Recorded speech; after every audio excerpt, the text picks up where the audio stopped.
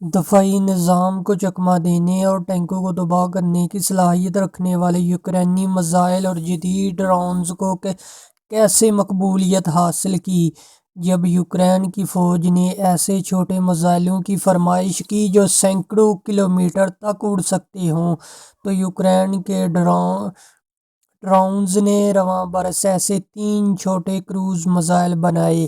ان 3 میزائلوں پہلے 2 میزائل پہلے سے ہی تیار کیے جا چکے ہیں جبکہ ابھی ٹیسٹ کے مراحل سے گزر رہا ہے ایک میزائل۔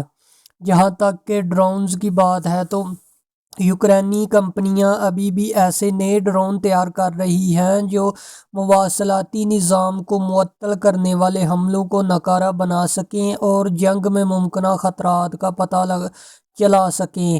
اسی طرح یوکرین نے متعدد زمینی ڈرونز بھی تیار کیے ہیں جو مشین گن، گرینیڈ لانچرز اور ٹرانسپورٹ کارگو کے لیے استعمال کیے جا سکتے ہیں، اور یہی ڈرون زخمی فوجیوں کو بھی لے جانے کا کام کرتے ہیں، اور یہ ڈرون دشمن کو نقصان پہنچانے کے لیے بارودی سرنگیں بچھانے کا بھی کام کرتے ہیں۔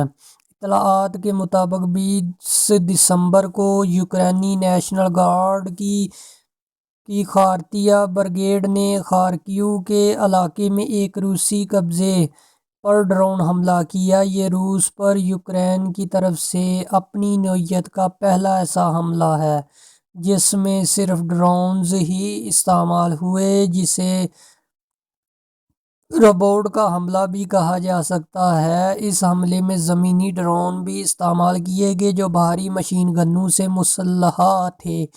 اس حملے میں اندھا دھند بمباری کرنے والے ڈرون کا بھی استعمال کیا گیا۔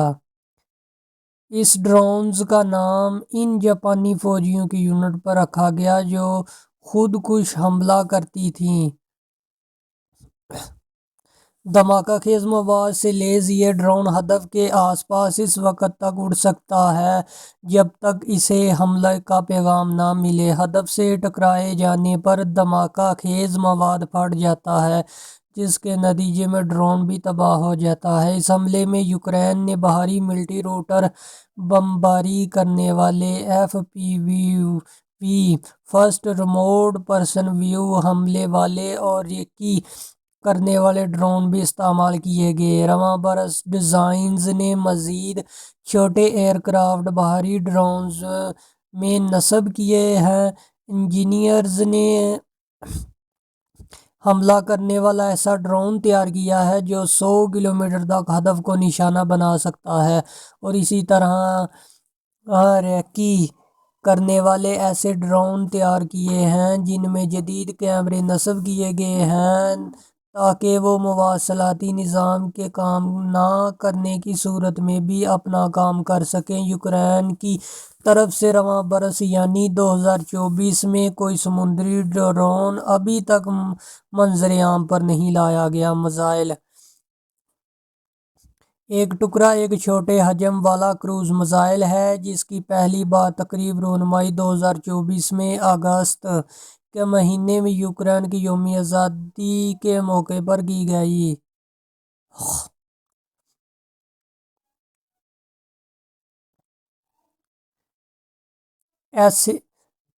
کیونکہ یہ ایک ایسے نئے ڈرون ہے جسے جیٹ انجن کے طور پر بھی استعمال کیا جاتا ہے۔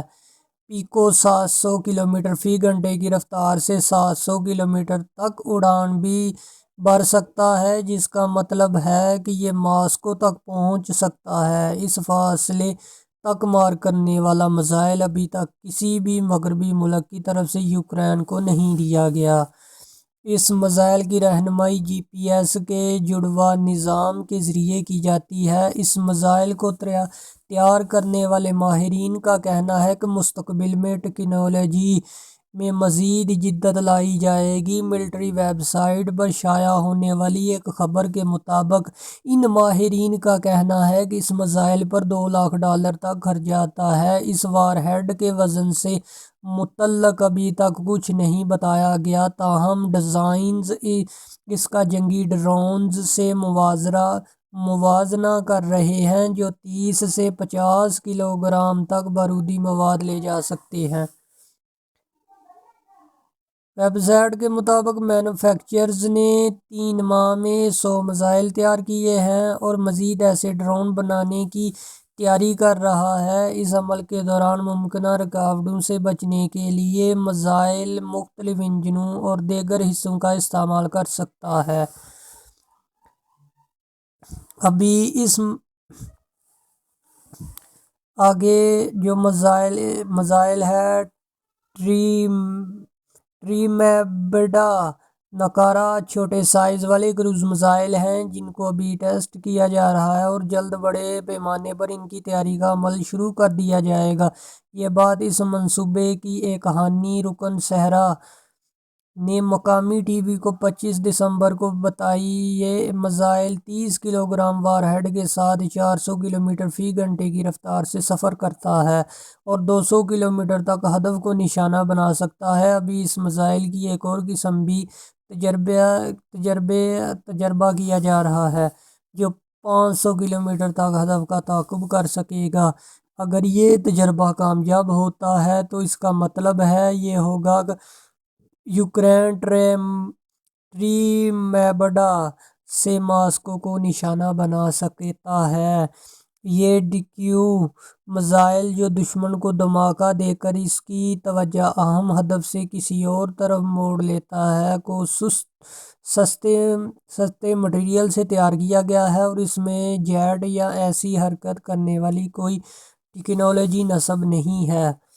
اس میزائل پر $3000 تک خرچہ آتا ہے جبکہ وار ہیڈ کے ساتھ اس میزائل پر لاگت $15,000 تک پہنچ جاتی ہے۔